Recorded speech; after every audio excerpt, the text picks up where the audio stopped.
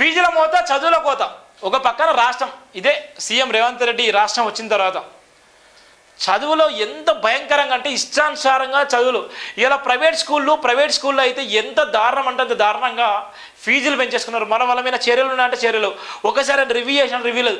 ఇవాళ ఉన్నటువంటి యూనివర్సిటీలో ఇవాళ ఇన్ఛార్జి పాలన ఇవాళ వీసీలు లేక సతమతం అవుతున్నారు. ఇవాళ యూనివర్సిటీలకు ఇప్పటికి కూడా వీసీలు లేక సతమతం అవుతున్నారు. ఇప్పటికే ఇన్ఛార్జీలకు ఉన్నటువంటి కలెక్టర్లు వాళ్ళు ఏం చేస్తున్నారో వాళ్ళకి అర్థం కాని పరిస్థితి, వాళ్ళకి ఏం చేస్తున్నారో వాళ్ళకి ఏం తెలియని పరిస్థితి. ఇవాళ ఉన్నటువంటి గతంలో ఉన్నటువంటి వీసీలు ఇవాళ యూనివర్సిటీలను ఇవాళ దివాలా తీసేటువంటి నేపథ్యం ఉంది. ఇవాళ ఇప్పటికి కూడా వీసీలకు ఏం చేయాలో ఏం అర్థం కాని పరిస్థితి. ఇవాళ చదువుల మోత ఇవాళ ఇష్టానుసారంగా ఉంది.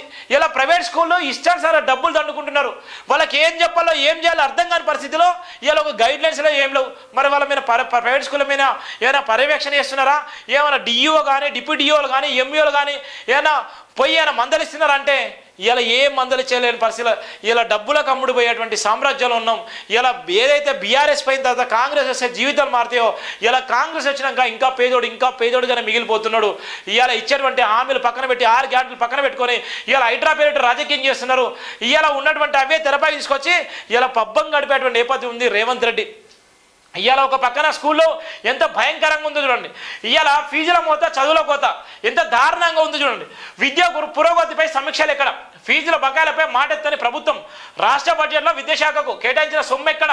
ఆధిపత్య పోరులో ఆధిపత్యానికి నెట్టవేయబడుతున్న ప్రభుత్వ విద్య, నిధులు లేక విలువలాడుతున్న విశ్వవిద్యాలయాలు. విద్యాశాఖలో నూతన మార్పులు సంభవించాలి. విద్యాశాఖపై చిన్నచూపు దేనికి మంచిది కాదు. విద్యాశాఖ ప్రక్షాళనతో విద్య బలోపేతం సాధ్యం.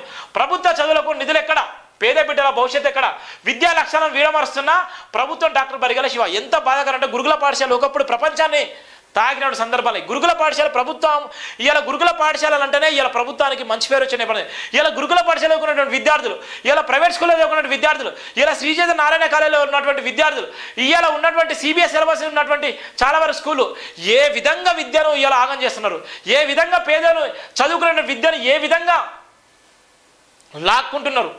ఇవాళ ఉన్నటువంటి ఆటో డ్రైవర్లు కానీ ఇవాళ కూలి నాలుపని చేసేటువంటి ఇవాళ తల్లిదండ్రులు కానీ ఇవాళ గొప్పగా చదువుకున్న వాళ్ళ పిల్లలని ఎంతో భవిష్యత్తు ఉన్నటువంటి ఆ భవిష్యత్తును దృష్టిలో పెట్టుకుని పిల్లలు చదివిస్తే ఇవాళ ప్రైవేట్ స్కూళ్ళు ప్రైవేట్ యాజమాన్యం ఎంత దారుణంగా డబ్బులు దండుకుంటుంది, ఎంత దారుణంగా డబ్బులు గుంజుకుంటుంది.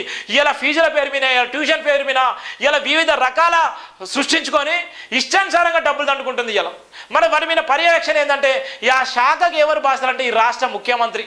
ఎంత దౌర్భాగ్యం ఉంటే అంత దౌర్భాగ్యం. మనం రివ్యూ చేస్తున్నాడు, రివ్యూ లేదు.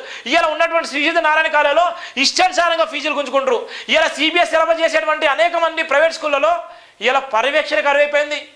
ఇలా ఉన్నటువంటి కలెక్టర్లు పోయి చూసాలంటే ఇలా ఎన్నో బట్టబయలు అవుతున్నాయి. ఇలా గురుకుల పాఠశాల విద్యార్థులు ప్రపంచానికి తలమానికంగా ఉన్నటువంటి ఆ గురుకుల పాఠశాల విద్యార్థులు ఇలా ఆకలి చావులు చేస్తున్నారు. ఇలా వాళ్ళ పిల్లల జీవితాలు ఆగం చేసుకుంటున్నారు. కనీసం తిండి పెట్టలేని పరిస్థితులు ఉన్నారు. కనీసం మంచి బట్ట కూడు ఇవ్వలేని పరిస్థితులు ఇలా ఈ ప్రభుత్వం ఉంది. ఎంత దారుణం అంటే అంత దారుణంగా ఉంది. ఇవాళ మరి వాటి మీద పర్యవేక్షణ చేయాల్సిన రాష్ట్ర ముఖ్యమంత్రి, ఈ విద్యాశాఖ కూడా ముఖ్యమంత్రిగా ఉన్నటువంటి మంత్రిగా ఉన్నటువంటి సీఎం మరి ఏం చేస్తున్నంటే ఆయన పట్టించుకునే లేడు. ఇవాళ విద్యాశాఖ సంబంధించినటువంటి శాఖ కూడా ఈయన శాఖలో ఉంది. విద్యా పురోగతిపై సమీక్షలు ఎక్కడంటే ఇవాళ చేసినట్టు చేసిన వదిలేస్తున్నారు. ఎందుకు ఇవన్నీ బట్టబాయిజ్ మాటలు ఇస్తున్నారు? ఎందుకు ఇంత మోసం చేస్తున్నావు? ఇవాళ ఏ పేద పిల్లలైతే ఇవాళ నిన్ను కావాలని కోరుకున్నారో మరి వాళ్ళు కనబడట్లేదా? నీ మనవడు నీ నిజంగా ఇలాంటి స్కూల్లో చదివిస్తావా? నీ నిజంగా నీ తమ్ముని బిడ్డలు కానీ నీ అన్న కొడుకులు కానీ ఇవాళ గవర్నమెంట్ స్కూళ్ళల్లో కానీ గవర్నమెంట్ హాస్టల్లో కానీ చదివిస్తావా? ఎంత దారుణం అంటే అంత దారుణం. చాలా బాధాకరం అంటే చాలా బాధాకరమైన సంఘటన. ప్రభుత్వ విద్యాభివృద్ధి సాధ్యమైనప్పుడు డాక్టర్ బరిగెల శివ ప్రశ్నించారు. విద్యా వ్యవస్థ రాష్ట్ర బడ్జెట్లో కేటాయించిన సొమ్ము సరైన రీతిలో కేటాయించకపోవడం వల్ల తెలంగాణ ప్రభుత్వ విద్యా వ్యవస్థ పతన వ్యవస్థ స్థితికి చేరువైందన్నారు. స్కూల్లో విద్యా వ్యవస్థను అభివృద్ధి చేయవలసిన ప్రభుత్వం పట్టింపు లేకుండా వదిలించడం ఎంత విచారకరం అన్నారు. కాలేజీ విద్యా వ్యవస్థ, ఉన్నత విద్యా వ్యవస్థ, సాంకేతిక విద్యా వ్యవస్థలో ప్రాథమిక అడ్మిషన్ ఫీజులతో పాటు కోర్సుల ఫీజులు పెద్ద ఎత్తున పెంచి పేద విద్యార్థులను విద్యకు దూరం చేస్తూ ఆధిపత్యం చెలాయిస్తున్నారు. ఒకవైపు సంవత్సరాల తరబడి రాష్ట్ర ప్రభుత్వాల ఫీజు రియంబర్స్మెంట్ పాత స్కాలర్షిప్లు బకాయిలు నేటికి చెల్లించకపోవడంతో చదువులో పూర్తి చేసుకున్న విద్యావృత్తి అభివృద్ధి కొరకు కళాశాల చుట్టూ పిచ్చోల్లాగా తిరుగుతున్నారని అన్నారు. విద్యార్థులు ధృవపత్రాల స్వీకరణకు విద్యాధికారుల యంత్రాంగం ఫీజులు చెల్లిస్తేనే ధృవపత్రాలు ఇస్తామంటూ ఊకం జారీ చేస్తూ తీరు బాధాకరమన్నారు. కార్పొరేట్ విద్య చదువుకున్న స్తోమత లేక ప్రభుత్వ విద్యను చదువుకొని పూర్తి చేసిన విద్యార్థులకు సరైన సమయంలో సర్టిఫికెట్స్ చేతికి అందక నానా ఇబ్బందులు పడుతున్నారని అన్నారు. స్కాలర్షిప్ కోసం దరఖాస్తు చేసుకొని అర్హత కలిగి ప్రభుత్వ ఫీజులతో వ్యక్తిగత విద్యా కోర్సును పూర్తి చేసుకున్న విద్యార్థులకు ప్రభుత్వ స్కాలర్షిప్ మొండి బాకాలు దెబ్బ తగిలి నేటికి కోలుకోలేకపోతున్నారని తీవ్రమైన బాధ వ్యక్తం చేశారు. 2,91,000 కోట్ల తెలంగాణ రాష్ట్ర బడ్జెట్లో విద్యాశాఖ కేటాయించిన సొమ్ము స్వల్పమైనందునే విద్యా వ్యవస్థ నీరుగారిపోతుందన్నారు. ముఖ్యంగా ప్రభుత్వ విద్యా వ్యవస్థలో degree, PG, pharmacy, engineering, medicine, ICET, law కోర్సుల్లో లక్షల మంది విద్యార్థుల సేవలకు కొనసాగిస్తుండడం, ప్రభుత్వ చెల్లించే ఫీజులతో పాటు విద్యార్థులు చెల్లిస్తున్న డెవలప్మెంట్ ఫీజులు, పరీక్షల ఫీజులు కోట్ల రూపాయల ఆదాయాలు దుర్బలంగా ఖర్చు చేసిన విధానాలపై అవినీతి అక్రమాలు చేసినటువంటి అధికారులపైన చేరలేదని చెప్తున్నాం.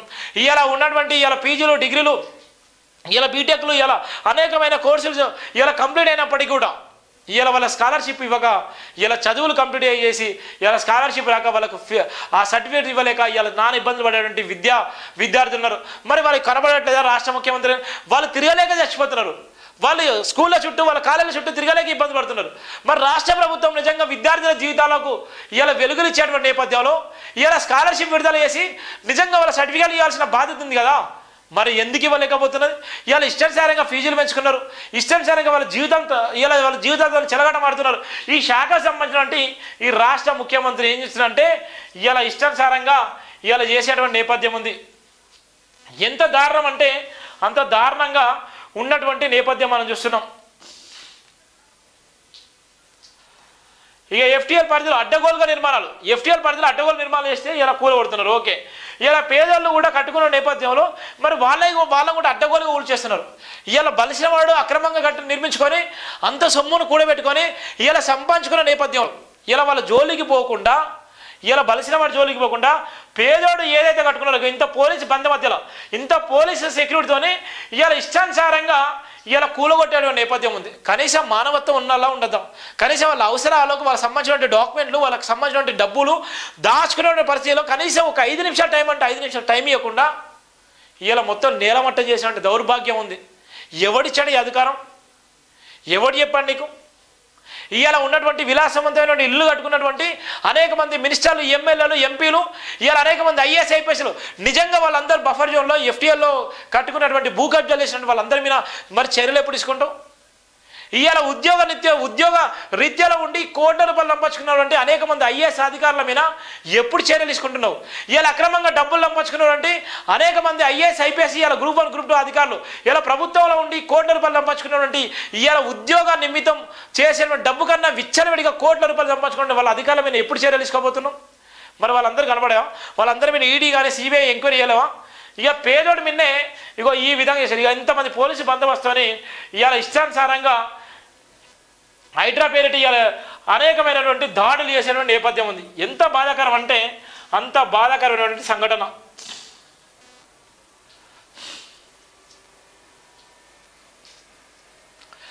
జాని చుట్టూ అల్లు కట్టిన చిక్కులు. ఈ రాష్ట్ర ప్రధాన వార్త, జాని చుట్టూ అల్లు కట్టినటువంటి చిక్కులు. ఒక వ్యక్తి, ఒక మధ్యతరగతి కుటుంబం నుంచి వచ్చినటువంటి వ్యక్తి ఒక ఆర్థికంగా ఎదిగేటువంటి క్రమంలో ఆ వ్యక్తి మీద ఎంత భయంకరమైనటువంటి వ్యవస్థ ఉంటుందో చెప్పకనే చెప్పొచ్చు. దానికి నిదర్శనమే జానీ మాస్టర్ తీసుకుందాం. ఇవాళ దేశంలో, రాష్ట్రాల్లో ఎక్కడ చూసినా కూడా జానీ మాస్టర్ది.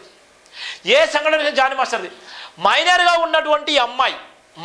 ఉన్నటువంటి అమ్మాయిని తెరపై తీసుకొచ్చి ఆ అమ్మాయికి డీ షో నుంచి మొదలుకుంటే ఇప్పుడు సినిమా హీరోయిన్గా తయారు చేసిన నేపథ్యంలో ఎప్పుడు లేనటువంటి సాహసం 2016 నుంచి మొదలుకుంటే 2024 వరకు అమ్మాయి మీద అనేకసార్లు లైంగిక దాడి జరిగిందని చెప్తున్నాం. అనేకసార్లు లైంగిక దాడి జరిగినప్పుడు మరి అప్పుడు మొదటి నుంచే ఫిర్యాదు చేయొచ్చు కదా. 16 సంవత్సరాలు నిజంగా